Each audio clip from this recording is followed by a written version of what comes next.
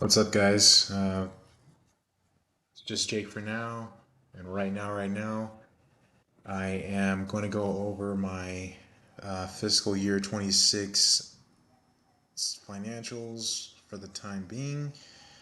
I'm going to probably stick with the front two pages for now because the other two are extremely detailed, and I kind of don't want too much personal to be out there. Because I'm going to be this video is going to be I have been posting them in my private server on Patreon, but they are more detailed, and I'd kind of have those behind a paywall. But today I kind of wanted to just do this by sharing it as is and kind of just, I guess, quoting it off the top of the dome here. Okay, so I kind of know this by heart for the most part, but I have definitely reallocated a lot of this since. That's why, obviously, right now, brokerages are very small in terms of how they are, how much of the percentage of the portfolio they are holding now. They are smaller because I had to reallocate, shuffle some cash here or there, and basically kind of cover expenses up until I have an idea that I might have to wait until about April. This is providing that my job stays as stable as I can get it, or as the market can as is going to dictate, because I don't have full control over that. No one does. And I guess the other thing is my cash allocations. They are a lot lower, obviously, because I have there's expenses. And a lot of what I'm doing is it's personal, right? I guess I'm trying to make sure that as I earn money, that I don't build that mentality of, I guess, selfishness. But I think the way that I'm doing it is it is somewhat immature. It is a lot immature because I'm, when I feel a tight squeeze, that's an indicator to me that there is something clearly wrong with the way I'm approaching something, right? And the cash thing is one of those examples. There isn't a When it comes to like brokerages, stock portfolios, those kind of things, it's somewhat easier to know exactly when to reallocate or have all of these. There's all these strategies that you can use.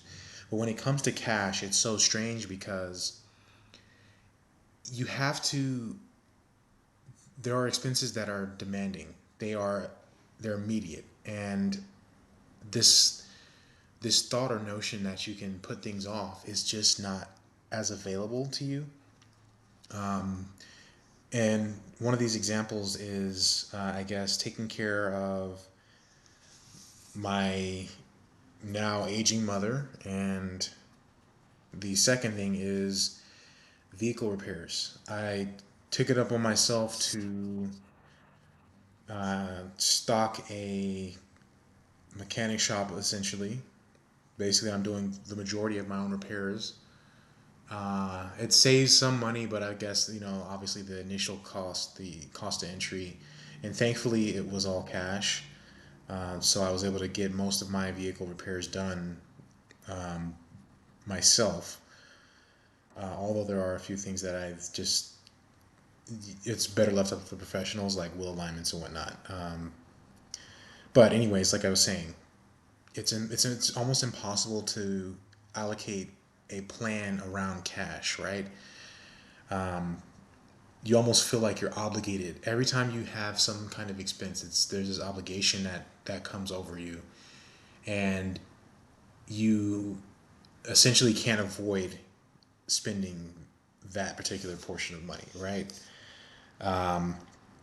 Now, this, I guess the third thing is, and it's probably as big as it is. I'm glad I'm going down this list here, but crypto has been, the allocation has been downsized by a lot. Um, I don't like to be that guy. Oh, crypto is crap. Look, let me tell you the truth. I've been in crypto since 2016. I've known it was crap since then, but I for some reason, I can't stay away. Okay, just you know, blame me, sue me, whatever you got to do. I do find it, very interesting. It's fun. I like to engage with the community, with different assets and how they plan to be useful as time goes on and everything becomes essentially tokenized, because everybody knows that that's been the case. Most things are either becoming tokenized or automated, right? We have two different things that are essentially trying to reach the same goal of digitization, 100% digitization. Digitization, unbelievable. Um, Debt. I've been downsizing that. I wish I had the 2020 fiscal year 25 summary, but I have done some pretty good work in terms of debt. What is that word called? Where you're debt decreasing or debt management? I don't know. Whatever the word is. I'm working in finance and I can't even tell you this word, or accounting. But anyways, as you can tell here, and there, I even question it myself, the way I determine what is an asset and its particular value. So it has been a little bit of, what is it called, over this year. And I started this in April, but because I couldn't really, I just feel like it was less important to keep track of anything before April at this point. So I just started at April, trying to as accurately as I could, determine what financial account belonged in what class, and as accurate a value as I could, as far as having multiple accounts in the same asset, or the same financial statement class. But anyways, and speaking of debt, as you can tell, it decreased pretty well. I did an okay job, last year, trying to decrease it, as best I could. I don't even know what the percentage is, from then until right around here.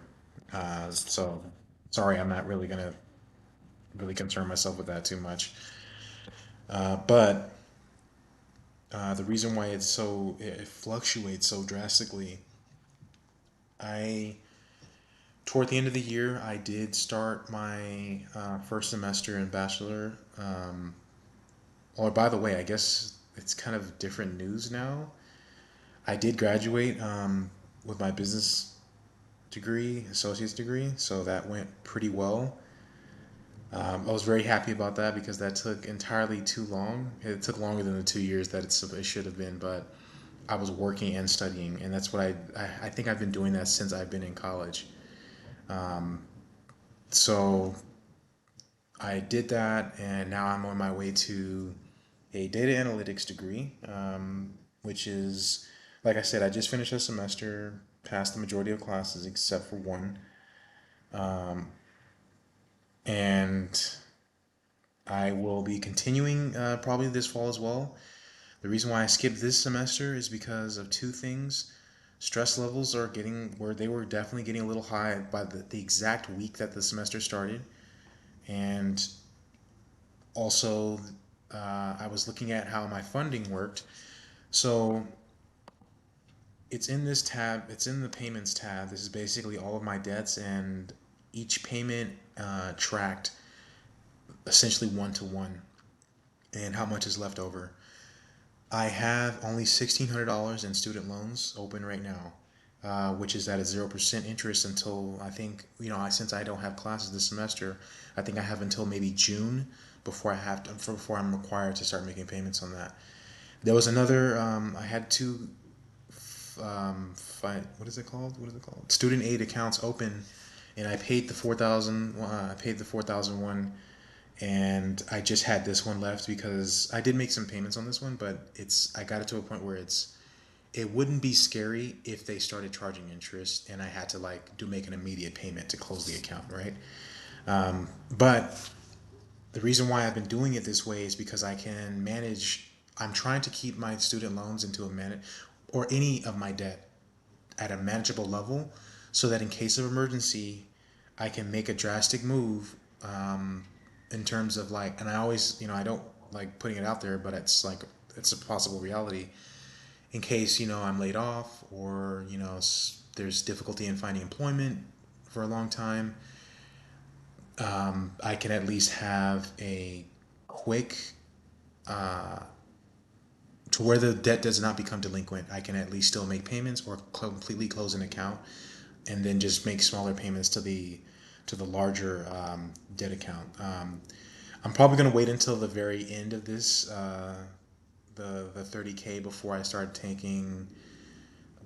mentioning exactly what it is and how it happened.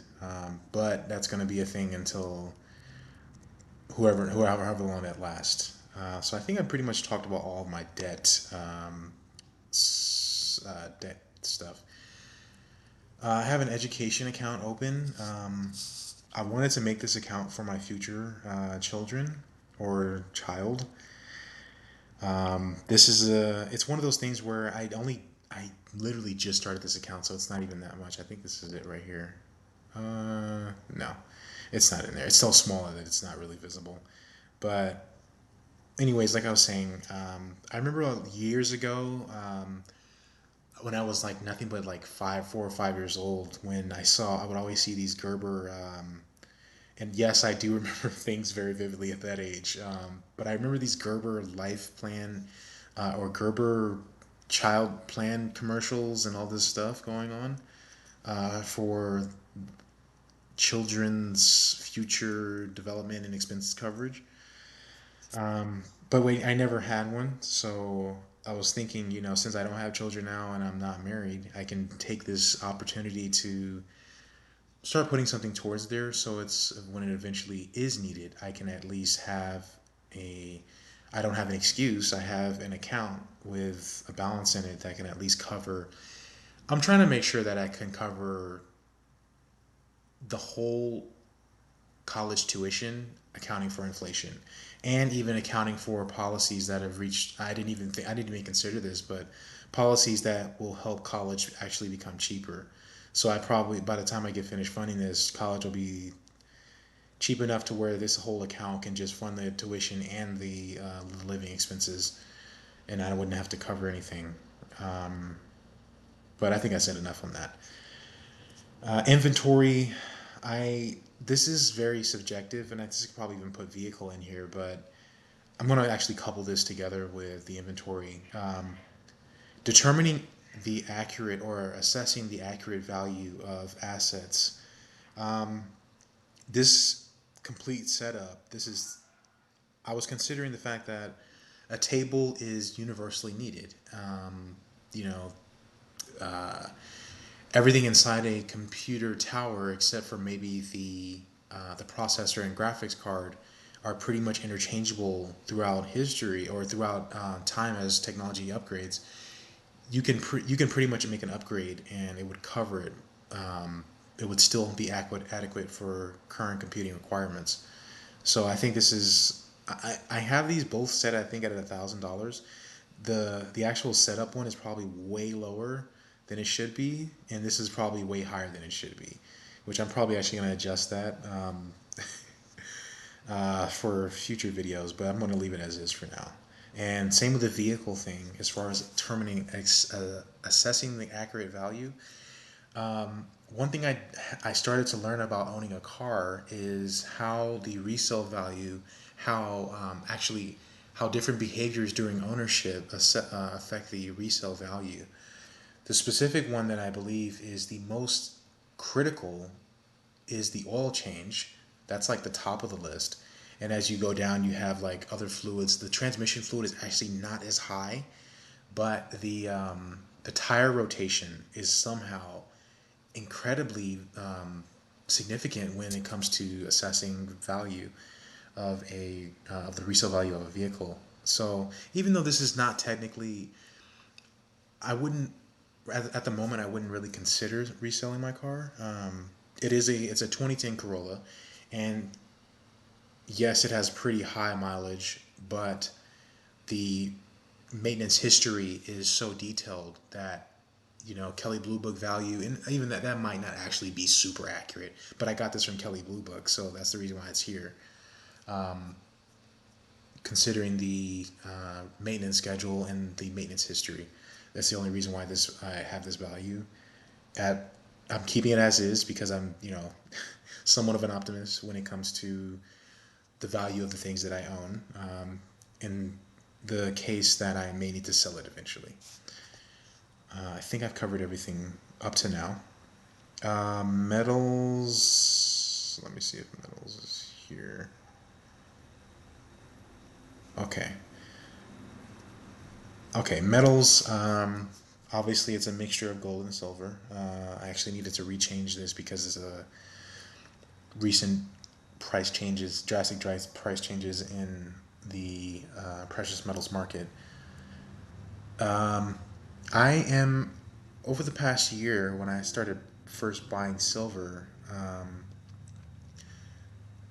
I decided that I was always I kept considering the idea that what is the most drastic situation that can happen globally or domestically when it comes to economic viability of my spending power. If I have majority cash up to that point, it wouldn't, and the world decides to de-dollarize, I would be in a very drastic position. This is, I guess, in terms of asset value in the event of global or domestic economic collapse. I would also put Bitcoin in this discussion. That's one part of these crypto accounts are. I would consider being the it would being the best option to um, have those balances. Obviously, not massive. You obviously can't really have total gold or total silver, any of these. Cash is probably the only one you could probably get away with for a little while in having just completely your portfolio in cash. But, I guess back to the point of the gold, the metal.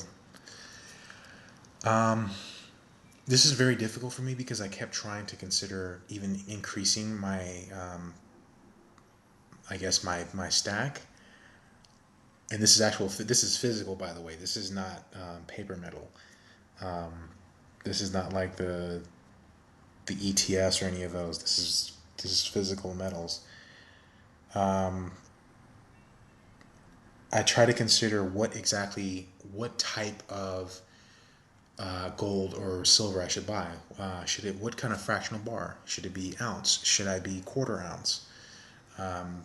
Should it be gram? With gold, it had to be gram because obviously the entry the entry requirements bar you from participating past a gram, like in terms of like volume purchases. So that's why I kind of had to. I'm literally stuck with gram bars in terms of gold. And for silver, I was able to. The price was so low at that point.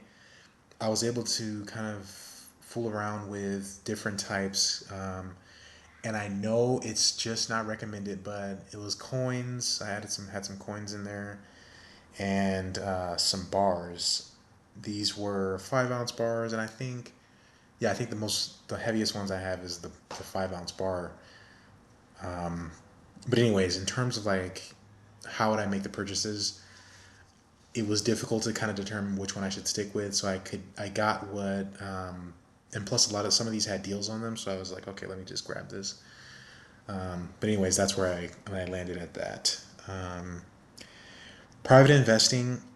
This was this was part of like a personal lesson for myself, more so than actually trying to really concern myself with the value. it's probably my fault as far as how this thing is essentially stuck in like this strange crystallized crystallized form. Um, and this is probably even going to be a little bit of a goal in this during this year, but trying to make use of it, seeing how I can sell it, learning that private investing market in terms of how to sell things, even buy things more valuable, or even research things that are more valuable. Because obviously a lot of this came off of the backs of that one website. It's a really old website, but it was like startups and things where they were specialized. It was a specialized funding type where you could use like fractional investing for without being an angel investor or accredited investor. Um, Gosh, the site escapes me now, and I don't like that. In fact, I don't like it so much that I need to research it. But anyways, this is where Ethereum started, uh, and there were a few of those other. Oh gosh, it was crowdfunding.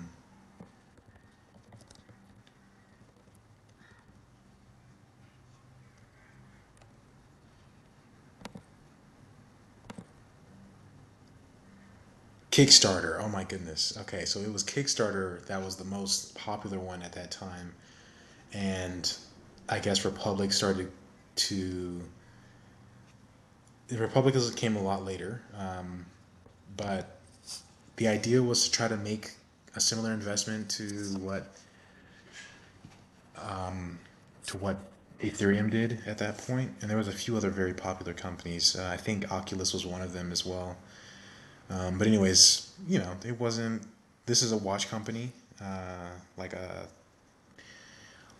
low range luxury watch company. Obviously, $250. It's probably like, and I think it was like one share at the time. It just wasn't very, you know, it wasn't smart. But like I said, I'm going to try to get an understanding of this market to see if I can learn how to navigate it.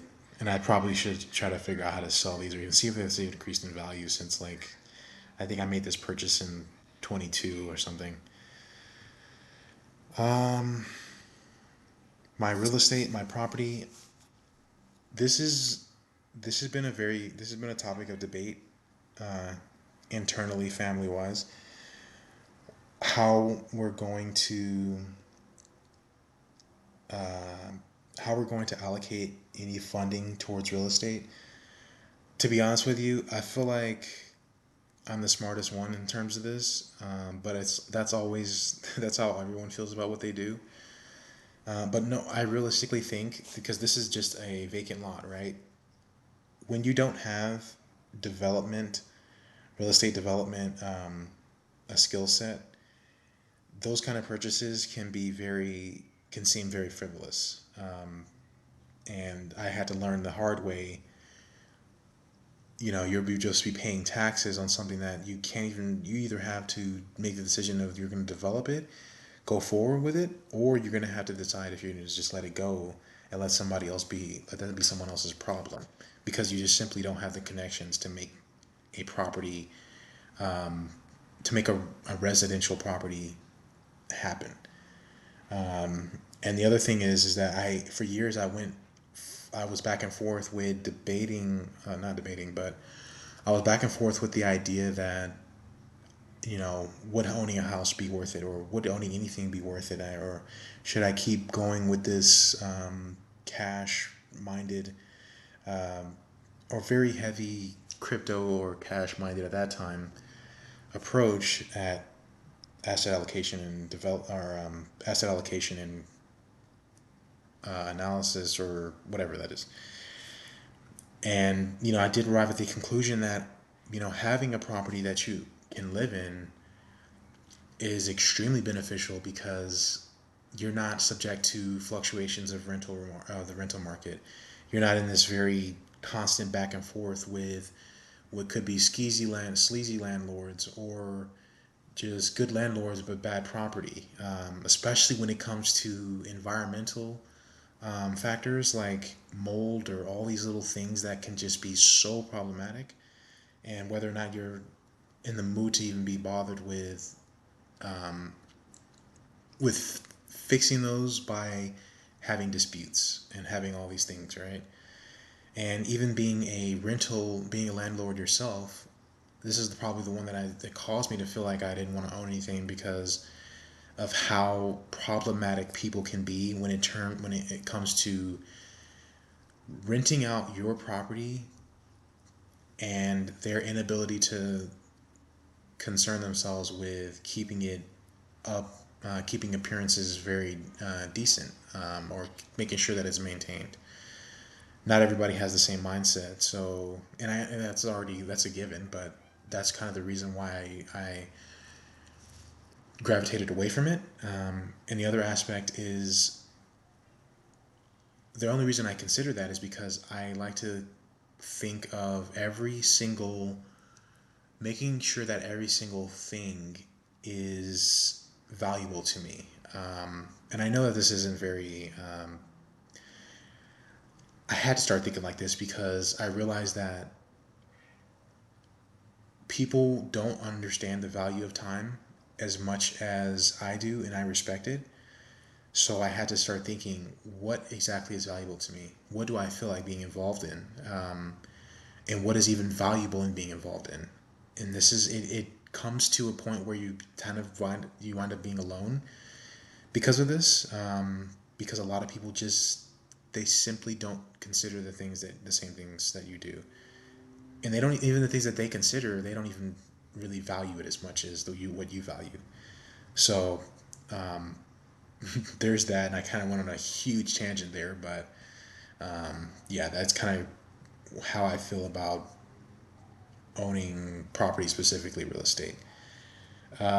Retirement accounts, my my 401k is okay. It's I had recently looked into how and now that I actually think about it, I was doing some analysis by making a mock-up tax return, how different types of expenses or contributions affect my tax liabilities and whatnot, or my refund.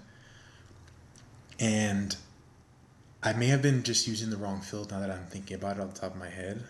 But it's strange how little the contributions affect your tax liability. And it's unfortunate because you would want to max these things out, but the tax benefit, unfortunately, at my particular income level, is not as